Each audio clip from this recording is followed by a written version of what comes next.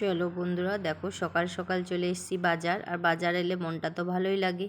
আর তোমার দাদার সাথে আমি চলে এসেছি বাজার সকাল সকাল। কিছু আমাদের রান্না আছে, গোটা সিদ্ধ পান্তা ভাত, তো তার বাজার করতে চলে এসেছি আমি তোমার দাদার সাথে। কারণ তোমার দাদা সব কিছু জানে না কী কী লাগবে, ওর জন্যই আমি এলাম একটু বাজার। আর যা যা লাগবে নিয়ে নিই। আর বাজারটা আমাদের এখানেই রঘুনাথপুরে, বেশি দূরে না, মানে আমাদের ঘর থেকে একটু গেলেই। তো আর কোথাও যায়নি বাজার, তার জন্য এখান থেকেই সব নিয়ে নিলাম। একটু সবজি, একটু মাছ, এই দেখো একটা গোটা মাছ নিলাম, এই কারণে একটাই কাতলা মাছ নিলাম, এই যে ছাড়াচ্ছে, তো একটা মাছই হয়ে যাবে। ছেলে মাছ খায় না, আর কত মাছ খাবো, ওর জন্য একটা গোটা মাছই নিলাম। এখান থেকেই নিয়ে নিলাম সব, আমাদের এখানেই বাজার সব বসেছে। আর এখানে পেলাম তো আর বাজার যাওয়ার কি দরকার। এখানে একটা কাতলা মাছ নিয়ে নিলাম, সব কিছু নিয়ে নিলাম। দিয়ে বাড়িতে এসে আগে মাছটা বার করে নিলাম, কারণ মাছটা মনে হয় আগে না ধুয়ে নিলে, আমার চিকচিকি থাকলে হয়তো আমার মনে হয় একটা গন্ধ কেমন ছাড়ে। ওর জন্য মাছটা আগেই এসে ঘরে মাছটা খুলে আমি পরিষ্কার করে নেওয়ার জন্য ঢেলে নিলাম। তো মাছটা আগে মনে হয় ধুয়ে পরিষ্কার করে নিই, তারপরে বাকি কাজগুলো করা যাবে। ওর জন্য মাছটা ধোয়ার জন্য আগে ঢেলে নিলাম। আর মাছগুলো খুব একটা বড় বড় পিস আমি করতে বলিনি, আমি বলেছি মিডিয়াম পিস করতে, না বড় না ছোট। তো তোমার দাদাকে ওর জন্য বললাম যে একটা মাছই নাও, বেশি মাছ নিও না, কারণ বেশি কেউ খাবে না, দুজন খাবে, বেশি মাছ নিয়ে হবে কি।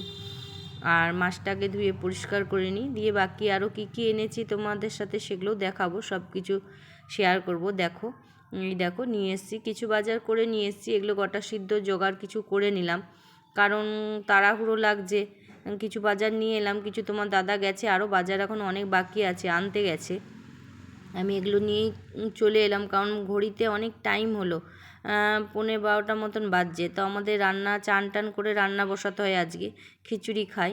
তো ওর জন্য যা হলো আমি একটু কম করে নিয়ে চলে এলাম। আর বাকিগুলো তোমার দাদা আবার আনতে গেছে বাজার থেকে, তাই আমি এগুলো নিয়েই চলে এলাম, কারণ সব তো তোমার দাদা জানে না। ওর জন্য যেগুলো যেগুলো আমার মনে ছিল আমি নিয়ে চলে এসে রান্না করে। এই দেখো রান্না চাপিয়ে দিয়েছিলাম। তো তোমার দাদাকে বললাম একটু গোবিন্দভোগ চাল আনতে, তো তোমার দাদা তো চাল এনে দিল না, বলছে আমি কতবার বাজার যাব, আমি আর যাবো না। তো ঘরের চালেরই বসিয়ে দিলাম, কারণ আমি আর তোমার দাদা, ছেলেটা নেই ডিউটি। তো এই, আর রাতে দেখো রান্না হচ্ছে, কিছু রান্না হয়ে গেছে আর কিছু হচ্ছে। আর মুখ চোখের চেহারার কী অবস্থা, সারা দিনটা আজকে খুবই ব্যস্ত, কারণ রান্না হচ্ছে। আর কিছু কিছু রান্না, ওই যে মাছটা হচ্ছে, মাছটা হলেই মোটামুটি রান্না হয়ে এসছে। আর পেছন দিকে দেখো রান্না কিছু কিছু হয়ে গেছে, সব রান্না করা হয়ে গেছে। তা আমি এর জন্যে একবার ফাঁকে তোমাদের সাথে চলে এলাম রান্না করতে করতে, যে বন্ধুদের সাথে কিছু কথা বলা যাক।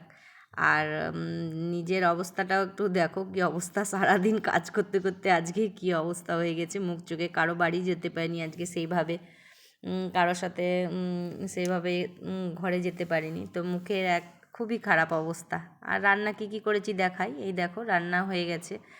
এখানে ভাত হয়ে গেছে আমার, আর এইখানে বাঁধাকপির তরকারি, আর এইখানে মাছ ঝাল দিয়া, টমেটো চাটনি, আর শীষ পালং, মাছের টক, আলু ভাজা, শিম ভাজা, বেগুন ভাজা। আর এখানে মাছের তেলটা ভেজেছি রাতের জন্যে। আর এটা এক পিস মাছ রেখেছি, ছেলেটা মাছ ভাজা খাবে, মাছ খায় না অত, তাও এক পিস রেখেছি ভাজা, যদি খায় ওর জন্যে। আর এই যে গোটা সিদ্ধ হচ্ছে, এদিকে গোটা সিদ্ধটা বাকি আছে, ওইটা চাপালাম এই। আর মোটামুটি সব রান্নাই হয়ে গেছে, এটা গোটা সিদ্ধটা হলেই হয়ে যাবে, আর কিছু বাকি নেই। আর এইদিকে তো সব মোটামুটি রান্না কমপ্লিট, এগুলো শুধু এবার সব গুছিয়ে বাগিয়ে রাখা। আর বাকিটা কালকের জন্য দেখাই, দেখো কালকে এইটা সকাল সকাল চান করে ঠাকুরকে পুজো দিয়ে, মা ষষ্ঠীকে যা যা রান্না করেছি সব আমরা দিই, সব কিছু দিয়ে পুজো দিয়ে দিলাম সকাল সকাল, কারণ ষষ্ঠী ছেড়ে যাবে তাড়াতাড়ি, ওর জন্যে। আর সবাই কেমন আছো, ভালো থাকবে, সুস্থ থাকবে।